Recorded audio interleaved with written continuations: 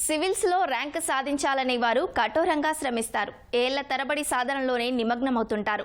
అలాంటిది ఉద్యోగం చేస్తూనే చిన్ననాటి కల కోసం పట్టుదలతో శ్రమించింది వాసంతి. వరుస వైఫల్యాలు కుంగదీస్తున్నా ఏకాగ్రత కోల్పోకుండా నిరంతర సాధన చేసింది. 5వ ప్రయత్నంలో జాతీయ స్థాయిలో IFS 50వ ర్యాంకు సొంతం చేసుకుంది. ఓటములే గెలుపుకు బాటలు వేశాయంటున్న ఆమె విజయగాథ మీకోసం.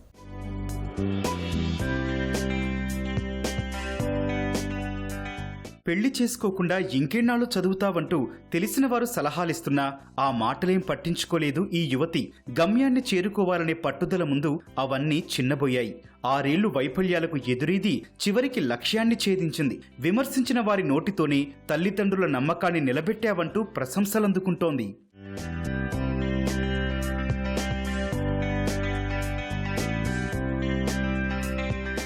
ఉద్యోగం చేస్తూనే IFS సాధించిన వాసంతిది శ్రీ సత్యసాయి జిల్లా గౌనివారిపల్లి. తండ్రి గోవిందరెడ్డి విశ్రాంత ప్రభుత్వ ఉపాధ్యాయుడు, తల్లి ఉషారాణి. హైస్కూల్ వరకు ప్రభుత్వ పాఠశాలలోనే చదువుకుంది వాసంతి. ఫార్మా D పూర్తి కాగానే హైదరాబాద్ సెంట్రల్ యూనివర్సిటీలో MBA కోర్సులో చేరింది. తర్వాత యూనివర్సిటీలో పరిచయమైన స్నేహితుల ప్రోత్సాహంతో UPSC కోసం సన్నద్ధం కావటం మొదలుపెట్టింది. 5th క్లాస్ నవోదయాలో చదువుకున్నాను. తర్వాత 10th క్లాస్ తర్వాత ఇంటర్ నారాయణ కాలేజ్లో చేశాను. సో అప్పుడు అనుకున్నంత మంచి ర్యాంక్ రాలేదు. అప్పుడు మా నాన్న అడ్వైస్ వల్లనే నేను డాక్టర్ ఆఫ్ ఫార్మసీ జాయిన్ అయ్యాను. తర్వాత అమ్మది తీసుకుంటే అమ్మ ఎప్పుడు నువ్వు చదవవు అన్న విషయం ఎప్పుడు చెప్పలేదు. తను ఒక్క నెగటివ్ మాట కూడా అనేది కాదు. అంటే ఇప్పుడు UPSC అంటేనే ఇంత పెద్దదా అని అందరు అంటారు, కానీ మా అమ్మ ఇంతవరకు ఒక్కసారి కూడా అంటే నువ్వు చదువుతున్నావు చదువు అని అంటది. ఎప్పుడైనా కూడా జాబ్ చేస్తూ కూడా అంటే ఇంకా చదువుతున్నాను UPSCకి అంటే వాళ్ళ సపోర్ట్ ఉండడం వల్ల.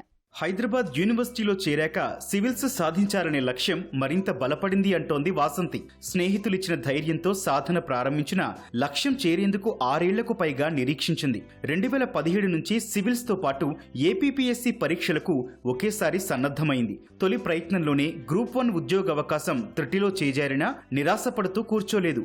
రెట్టించిన ఉత్సాహంతో కష్టపడి 2019లో పంచాయతీ కార్యదర్శి ఉద్యోగం సాధించింది. ప్రొఫెషనల్ డిగ్రీ కోసం చదివాను. ఆ తర్వాతనే నాకు కాంపిటేటివ్ ఎగ్జామ్స్ అంటే దానిపైన పూర్తి అవగాహన వచ్చింది. అంటే అది ఎలా చదవాలి ఏమి అన్నది. సో దాని తర్వాత MBA health care and hospital management చేశాను. సో దాని తర్వాత నేను ప్రిపరేషన్ స్టార్ట్ చేశాను UPSC కోసం.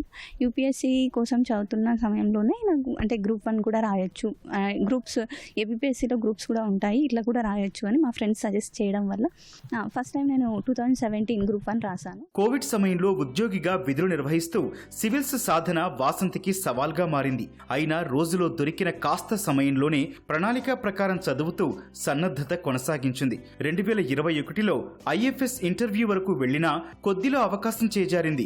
2022లో మెయిన్స్ లోనే వెనుదిరిగింది. ఇలా వైఫల్యాలు నేర్పిన పాఠాలతో 5వసారి IFS లో ఆల్ ఇండియా 50వ ర్యాంక్ సాధించింది వాసంతి.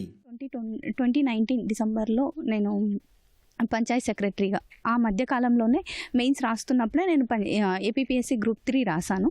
సో ఆ రిజల్ట్ అనేది 2019 కోవిడ్ సమయంలో వచ్చింది. ఆ కోవిడ్ అప్పుడే నేను పంచాయత్ సెక్రటరీగా జాయిన్ అయ్యాను.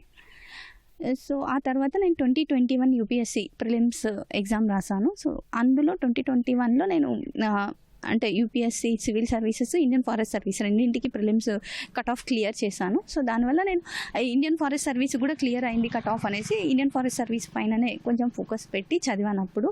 సో ఇప్పుడు మెయిన్స్లో ఆల్ ఇండియా 50th ర్యాంక్ వచ్చింది.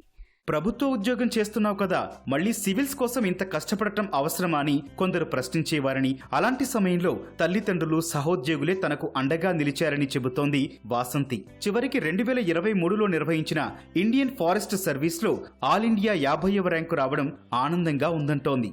ఉద్యోగం చేస్తూ కూడా చదువుకున్నాను అంటే ముఖ్యంగా మా పేరెంట్స్ సహకారము, దాంతోపాటు మా కొలీగ్స్. నేను లీవ్ తీసుకున్నా కూడా అంటే MPDO సార్కి ఇన్ఛార్జ్ ఎవరికన్నా ఇయ్యామంటే రామాంజీ సార్కి, సాయి సార్ ఏమైనా హెల్ప్ చేసేవాళ్ళు. ఇట్లా మా కొలీగ్స్ కూడా చాలా హెల్ప్ చేశారు నాకు.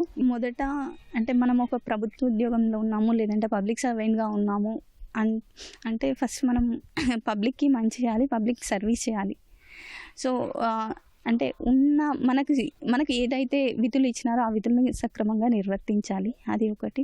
ప్రభుత్వ ఉద్యోగులందరూ సొసైటీని నిర్మించడంలో పాత్ర పోషిస్తారు. నా వంతు పాత్ర నేను పోషించాలి అనుకుంటున్నాను. 6 ఏళ్ల నుంచి వరుసగా సివిల్స్లో విఫలమవుతున్నా ధైర్యం కోల్పోకుండా తమ కుమార్తె కష్టపడి చదివిందని అంటున్నారు వాసంతి తల్లిదండ్రులు. ఊహించినట్టే నమ్మకాన్ని నిలబెట్టిందని ఆనందం వ్యక్తం చేస్తున్నారు. MBA health care and hospital management university of Hyderabad central యూనివర్సిటీలో 2015 to 2017 వరకు చదివింది. అక్కడ వెళ్ళిన తర్వాత ఆ అమ్మాయికి సివిల్ సర్వీసెస్ మీద ఫోకస్ చేసి ఏ విధంగానైనా సాధించాలనేటువంటి ఒక పట్టుదల ఏర్పడింది. అది 2017 నుంచి మొన్న పోస్టింగ్ వచ్చేంత వరకు కూడా ఆ అమ్మాయి పడ్డ కష్టాన్ని చూసి మాకే కళ్ళల్లో నీళ్ళు వచ్చిండాయి. ఒక ఫంక్షన్ లేదు, పార్టీలు లేవు, లేదంటే బర్త్డేలు లేవు, పండగలు లేవు. రోజుకు మినిమం 15 నుంచి 18 గంటలు కష్టపడిండి. అది అనుకున్న విధంగా సాధించిండి. అది అబ్బాయి మెడిసిన్, అమ్మాయి IFS ఆఫీసర్ కావడం అనేటువంటిది నాకు చాలా ఆనందంగా ఉండదు. వాళ్ళ వలన నాకు మంచి పేరు వచ్చింది అని చెప్పి నేను చాలా గర్వంగా ఉండదు సార్. నేను మటుకు ఆమెను ఎప్పుడు ఫోర్స్ చేయలేదు. పెళ్లి చేసుకోమ్మా నువ్వు అనల్లా, పెళ్లి చేసుకో ఎప్పుడు అని నేను ఎప్పటికానే చెప్పలేదు. బాగా కష్టపడింది సార్.